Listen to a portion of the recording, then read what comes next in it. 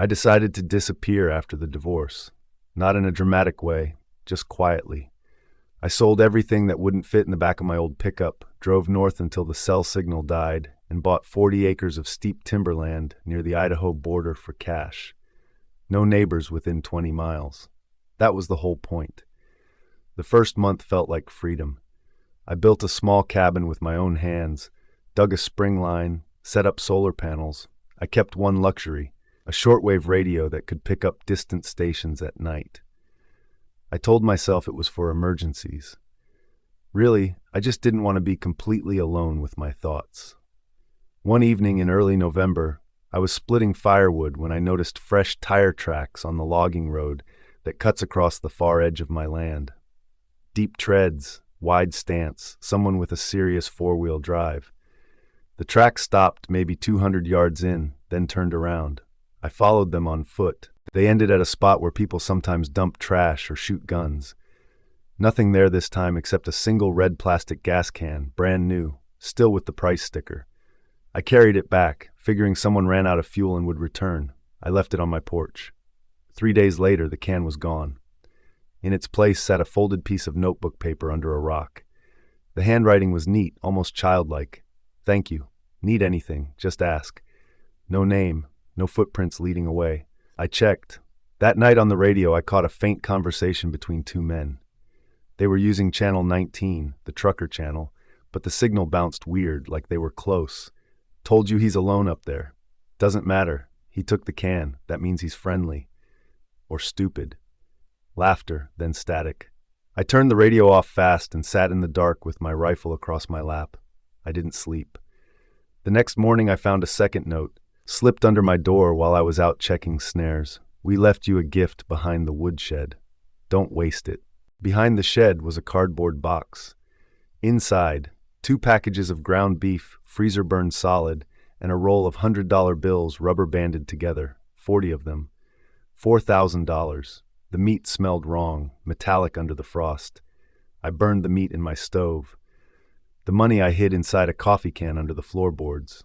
That afternoon, I drove the 45 minutes to the nearest town with cell service and asked around at the feed store.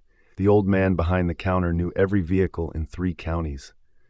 Red gas can, he said, scratching his beard. That'd be the Cooke brothers. They run meth up the old fire roads. Mean as snakes. Best stay shut of them. How many brothers? 3 still breathing. Lost one a couple years back. Fell down a mine shaft or something. They don't like outsiders on their routes. I bought extra ammo and drove home faster than I should have. For a week, nothing. Then one morning I woke to find my generator missing. Not stolen quietly, dragged, long gouges in the dirt all the way to the tree line. They took the chain too. I followed the marks. 50 yards into the woods, the trail just stopped. No generator, no footprints leading away. Like it vanished. I started sleeping in my truck with the keys in my hand. Then came the night I heard singing. I was dozing in the cab when a man's voice drifted through the trees. Low, slow, some old hymn I half remembered from childhood. He was maybe 100 yards off, walking a slow circle around my clearing. Another voice joined, same song, different verse, slightly off-key. Then a third, higher, almost laughing through the words. I cracked the window an inch.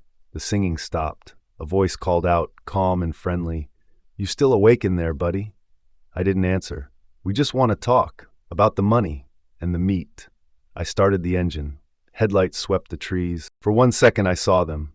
3 men standing side by side at the edge of the light, all wearing the same dark green coveralls, faces pale, smiling like they were at a church picnic. Then the bulbs blew at once, both headlights dead with a soft pop. The engine kept running. I threw it in gear and floored it down the rutted track, branches whipping the windshield. I didn't stop until I hit pavement 40 minutes later. I never went back for my things. 2 months later, I read a short article buried in a Montana paper. Searchers found an abandoned Cooke site deep in those same mountains. 3 bodies inside a trailer, shot in the back of the head. The police called it a drug debt gone bad. They never found the killers. I still have the coffee can with the money. I've never spent a single bill. Sometimes, when it's very quiet, I take one out and look at the serial numbers. They're sequential, brand new, never circulated. I live in a city now, lots of lights, lots of noise. But every time I smell lighter fluid or hear someone humming an old church song on the street, I cross to the other side real quick. Some invitations you only get once.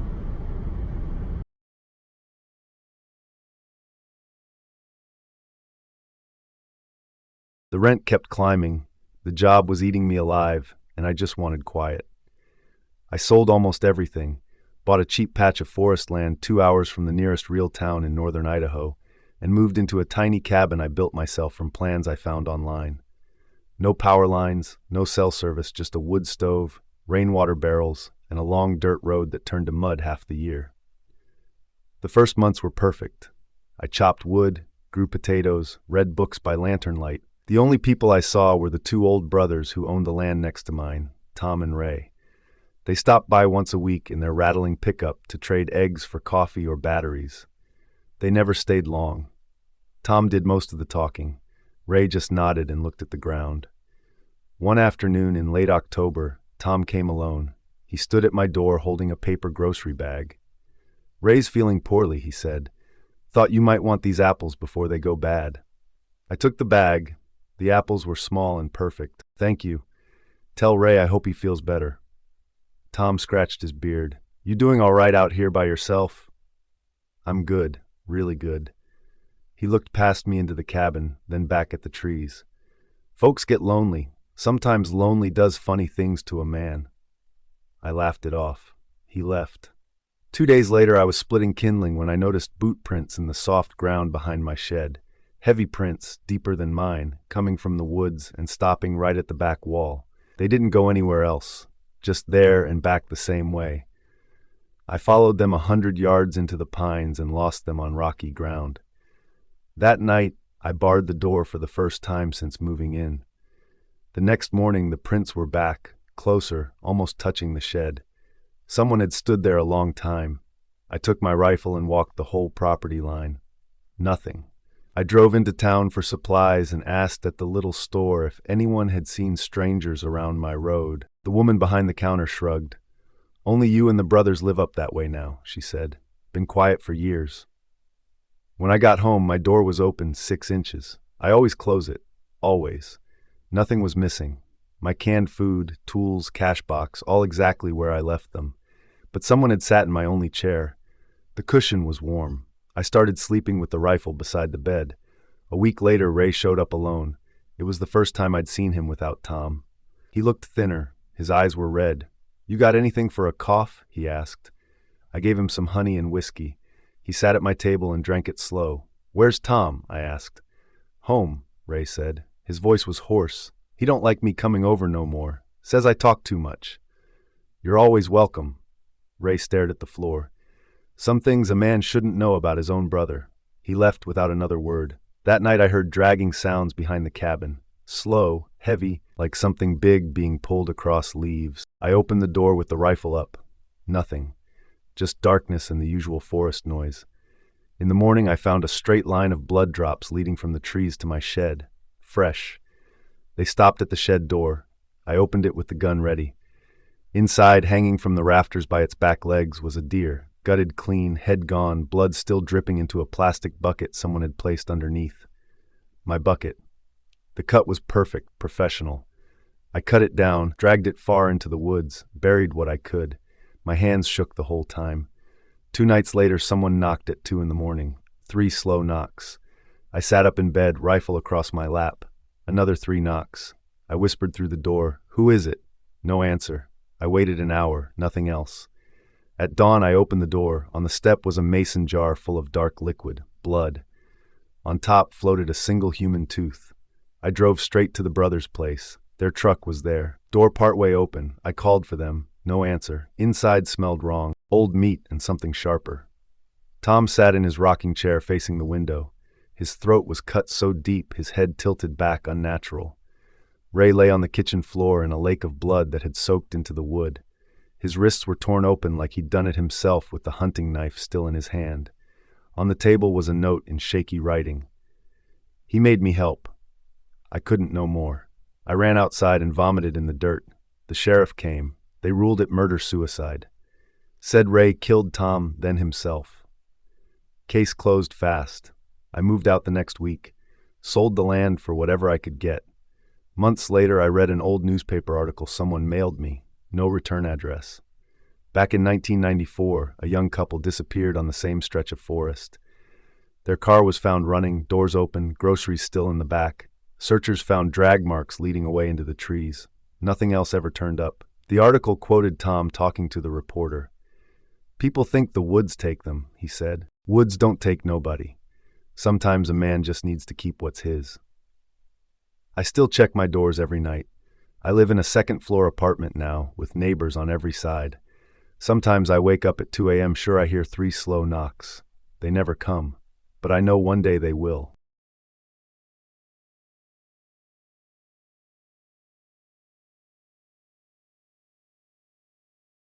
In 2018, my wife and I bought 40 acres in the mountains of northern Idaho. No power lines, no neighbors closer than 12 miles. We built a small cabin with our own hands, put in solar panels, dug a well, and told ourselves this was freedom. The first year felt perfect. We grew potatoes and beans, kept chickens, and only drove to town once a month for flour and salt.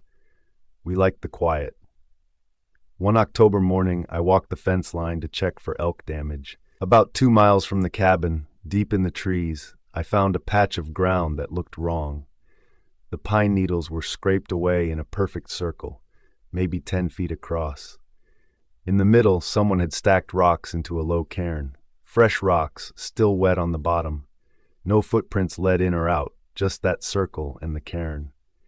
I took a picture with my phone and showed my wife when I got home.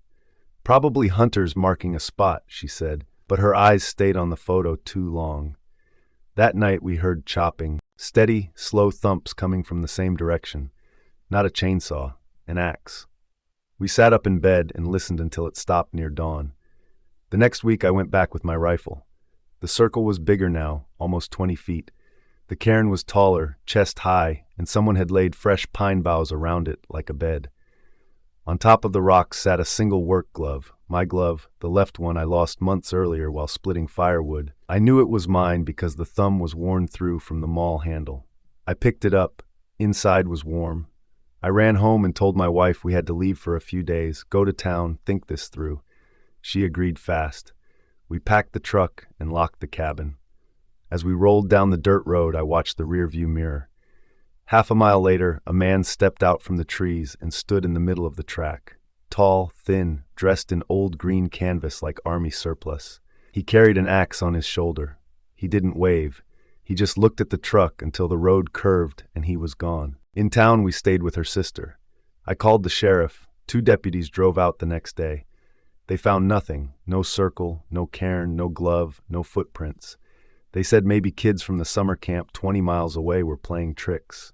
We came home anyway. Nothing happened for 3 weeks. Then the chickens stopped laying. Every morning the nest boxes were empty. One evening I found all 12 birds lined up on the fence rail, necks broken, heads turned the same way like they were watching the cabin. That night my wife woke me. "Someone is in the house," she whispered. I heard it then, bare feet on the wood floor downstairs, slow steps, pausing, moving again. I grabbed the shotgun from beside the bed and we waited at the top of the stairs. The steps stopped right below us. A voice came up, calm and plain. "You left the door unlocked again." It was a man's voice, older, gravelly. Not angry, almost friendly. I shouted for him to get out. No answer. After 10 minutes, I crept down with the gun. Every room was empty. Both doors were still locked from the inside, deadbolts thrown. We slept in the truck that night with the engine running and the lights on. The next morning, every window on the cabin had a perfect handprint on the outside glass, palm and 5 fingers, high up like the person stood on tiptoe. The prints were too big for a normal man. We packed everything we could fit in the truck and left before noon. On the way out, I stopped where I saw the man before. Fresh boot prints crossed the road, deep, heading toward our cabin. Next to them, smaller prints, my wife's size, but she was sitting right beside me in the truck. We never went back. People ask why we didn't fight harder, why we just ran. I tell them land is cheap up there for a reason. Some places already belong to someone else, and they don't like sharing.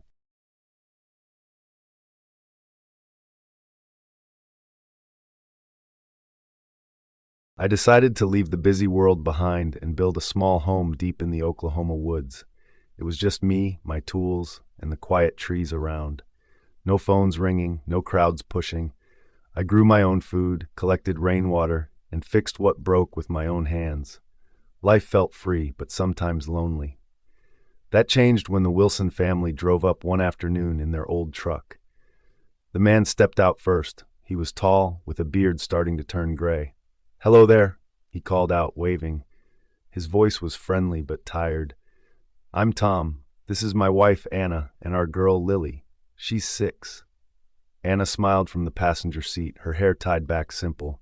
Lily peeked out shy, holding a stuffed bear. I walked over, wiping my hands on my pants. "What brings you folks out this far?" I asked. Tom explained they were from a town nearby, looking to buy land close by. "We want to live like you," he said. "Away from all the mess, grow our own things, no bills, no rules from others." Anna nodded. "It's for Lily, too. Better than city schools and noise." Lily just looked at the ground, kicking a stone. I showed them around my place. "It's hard work," I warned. "Winters get cold, and you fix everything yourself. But it's peaceful." We talked for hours. Tom asked about solar panels and wells. "How do you handle animals?" he wondered. I told him about fencing and traps for small pests. Anna shared recipes for canning fruits. Lily warmed up and asked if I had a dog. "Not anymore," I said, "but maybe you can get one." They seemed excited. Tom shook my hand firm. "Thanks, neighbor. We'll be back soon." They drove off, and I felt good having company for once. A week later, their truck came back, loaded with boxes. They bought the land next to mine, about a mile through the trees. I helped them unload. "This is it," Tom said, grinning. "Our new start." Anna hugged Lily. "No more worries," she whispered to her. We built a basic shelter together, using logs and tarps. Tom worked fast, but sometimes he stopped and stared at nothing. "You okay?" I asked once. He blinked. "You just thinking." Anna looked worried but said nothing. Days passed. I visited often. We shared meals. One evening around a fire, Tom opened up. "Back home, things were bad," he said quiet. "Family troubles. My dad, he's not a good man, threatened us." Anna put her hand on his arm. "We're safe now," she said. Lily drew pictures in the dirt, happy, but things started feeling wrong. At night, I heard noises from their direction. Not animals, like footsteps crunching leaves, then stopping. I thought maybe deer. Then one day, I went over and saw Tom and Anna moving slow, like in a dream. They carried boxes to the truck without talking. Back and forth, eyes blank. Lily sat alone, watching.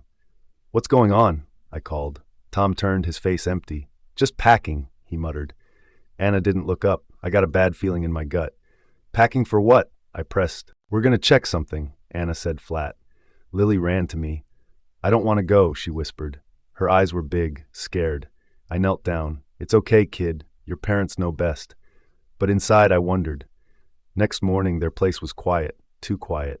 I walked over. The shelter door hung open. Inside, things were left half done, food on the table, clothes folded. No sign of them. "Tom, Anna?" I yelled. Nothing. I found their truck down the path, doors unlocked. Inside, their dog whined, thin and hungry. Wallets on the seat, phones too. And a big stack of money, thousands, I guessed. Why leave that? My hands shook as I looked around.